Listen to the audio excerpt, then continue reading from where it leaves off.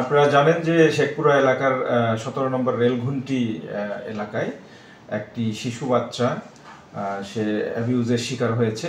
তো সেই ঘটনার সাথে জড়িত যে ব্যক্তি আসামি ফারুক, তাকে আমরা গ্রেপ্তার করেছি এবং এই বাচ্চা শিশুটিকে তৎক্ষণাৎ সংবাদ প্রাপ্তির সাথে সাথেই আমরা উদ্ধার করে যথাযথ চিকিৎসার ব্যবস্থা করেছি।